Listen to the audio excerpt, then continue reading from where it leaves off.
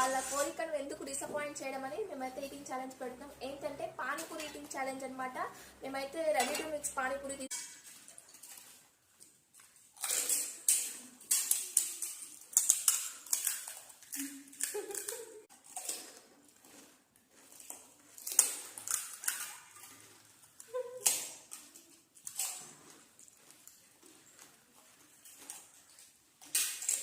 by 2 puris, only 2 puris. ఈకన్నా 2 పూరీసే తక్కువ తినలేదు.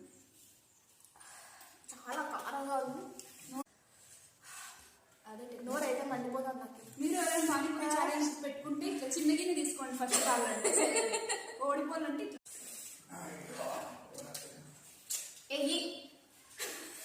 సారీస్ తీసుకున్నాను.